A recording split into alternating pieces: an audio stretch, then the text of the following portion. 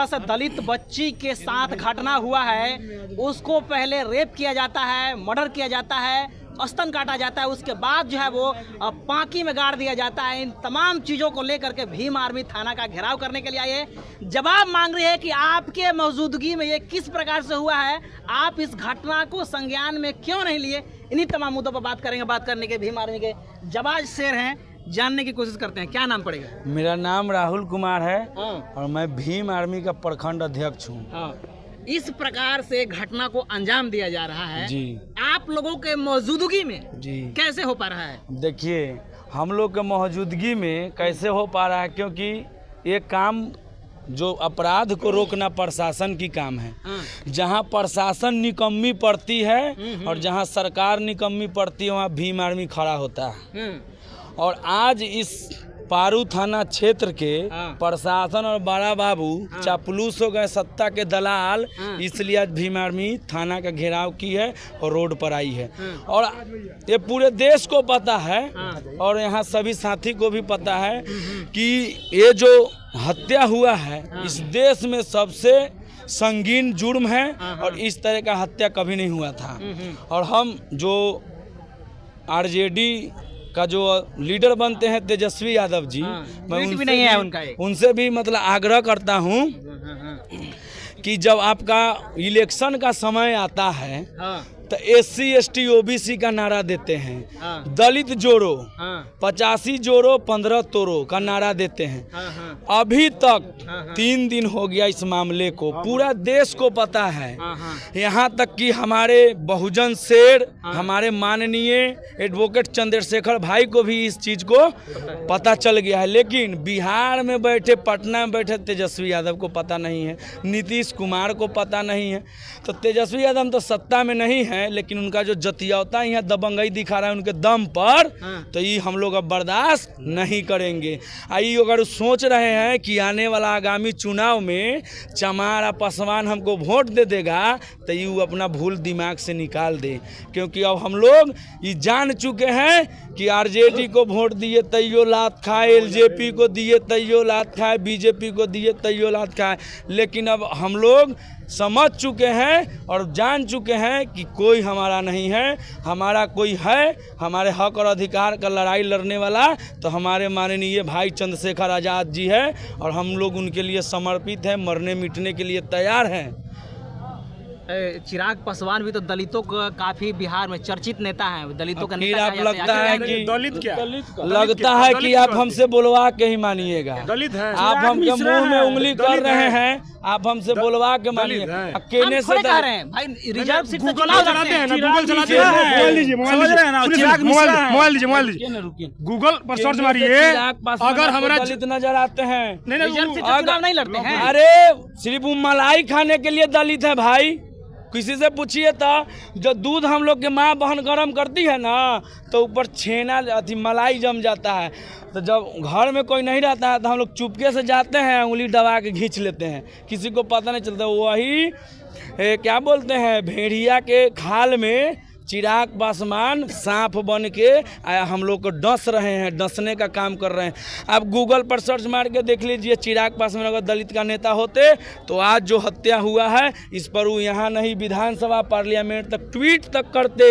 लेकिन आप किधर से बोल रहे हैं कि वो दलित का नेता? कैसे आप कह रहे हैं दलित का नेता है? अगर मेरा शादी हुआ 2010 में, हमारा बेटा 2009 में हो जाएगा जी। रामविलास पासवान का शादी हुआ 83 में और जन्म 82 में कैसे हो गया? आप कहते हैं चिराग पासवान है, ये हम नहीं बता रहे, हमारा रिपोर्ट नहीं बता रहा है, ये गूगल का रिपोर्ट बता रहा है। देखिए, जन्म तिथि चिराग पासवान 31 अक्टूबर 1982 और शादी कब हुआ?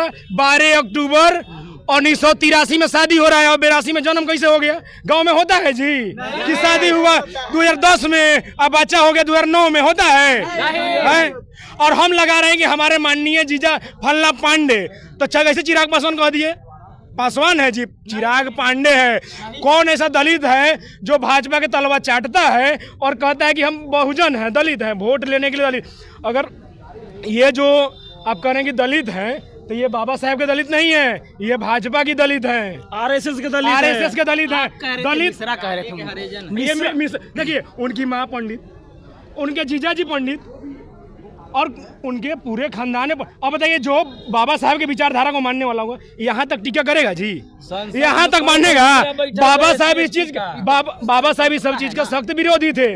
और हम कह रहे हैं कि हम दलित का नेता हैं। यहाँ बीमा भारती है सांसद, बीना देवी है यहाँ की सांसद।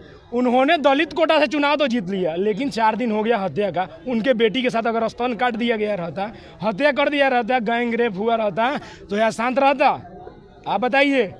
किसी अगर MP MLA विधायक सांसद हैं, माननीय सांसद है, अगर उनकी बेटी के साथ इस तरह का व्यवहार हुआ रहता, उनकी माँ के साथ, उनकी बहन के साथ अगर इस तरह का बर्ताव हुआ रहता, तो क्या आज ये हाजीपुर की जो देख रहे हैं, मुजफ्फरपुर की जो जिला का जो स्थिति है, इस तरह आप देखते हैं।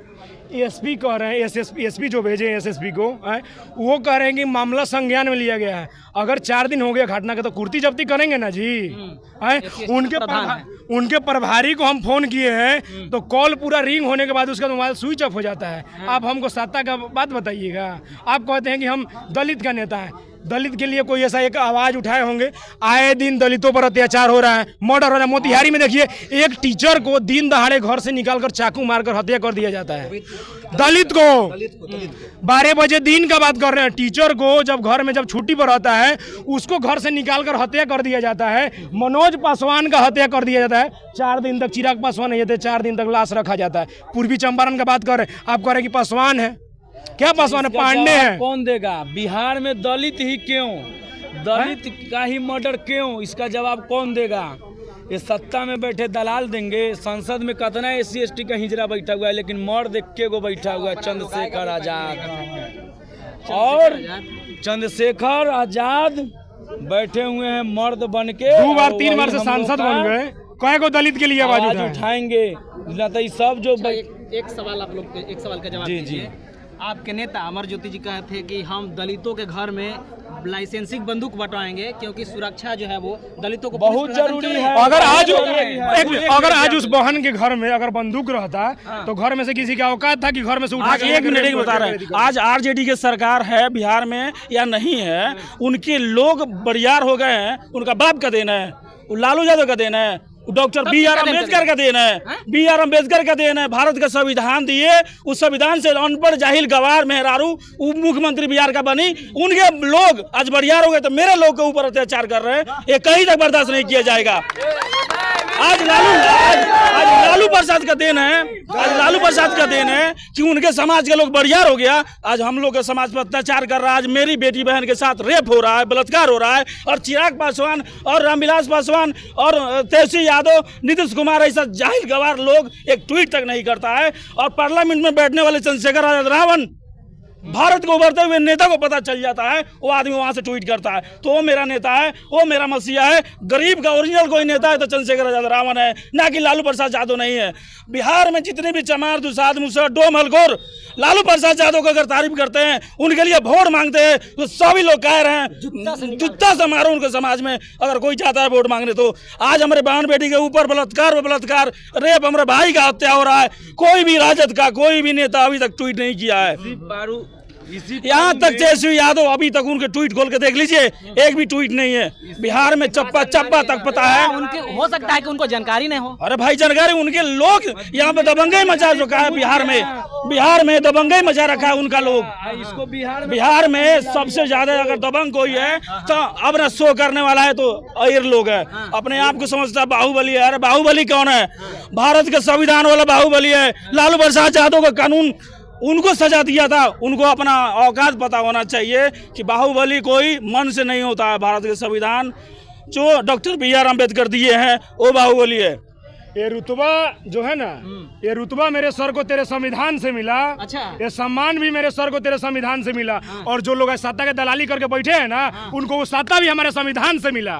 संविधान से मिला है, ये संविधान का देन है। संविधान जो नेता आप बताइए, एक मिनट भाई बताइए, बिहार में जिनको कलम से साइन करने नहीं आता है, आज उनके लड़का लोग बता रहा है कि हम बाहुबली हैं। तुम्हारा बाप का औकात था अगर बाबा साहब संविधान नहीं दिए हुए थे तो बिहार का मुख्यमंत्री बनती। आज हमारे समाज के लोग अत्याचार हो रहा है। मेरे महापुरुष ने संविधान दिया है, मेरे महापुरुष ने संविधान दिया है। जो अमर ज्योति बोले थे कि लाइसेंस से बंदूक बनवाएंगे, क्या उस पे भीम आर्मी काम कर रही है? भीम आर्मी काम कर रही है, ऑफ कोर्स काम कर रही है। आने वाले दिन में हर एक हमारे दलित समाज के बहन बेटी के हाथ में हथियार होगा। और जब ये पुलिस प्रशासन हमारे समाज के लिए काम नहीं करेंगे तो हम लोग क्या करेंगे?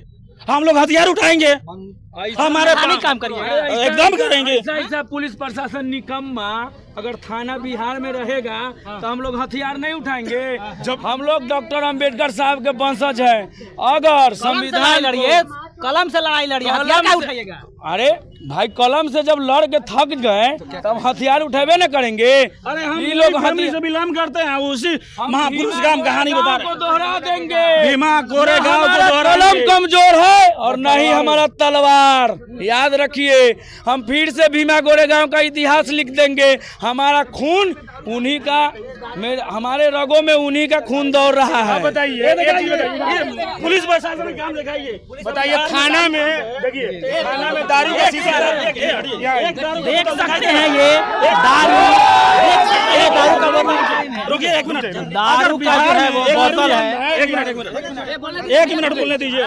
बिहार में अगर दारू बंद है तो प्रशासन दारू माफिया के पीछे अपना पूरा टीम लगाई हुई है। खुद प्रशासन रोज सुबह शाम यहाँ पे अगर हत्या हो रहा है तो किसी के यहाँ नहीं जा रही है और एक बोतल दारू बैठ के पी रही है थाना में। रोज दारू पी रही है थाना में, दारू का बोतल है, देखिए दारू पी रही है, दिखाई दे रहा है स्टिकर, देखिए रोज थाना दारू में पी रही है। अभी जस्ट अभी कहा है, दिखाइए थाना है, थाना दिखाइए, दिखाइए थाना दिखाइए।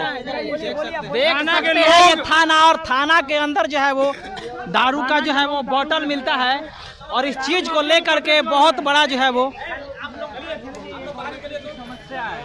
ये देख सकते हैं इस थाना में दारू का बोतल मिलता है और पुलिस प्रशासन दावा करती है, बिहार सरकार दावा करती है कि दारू बंद हो चुका है।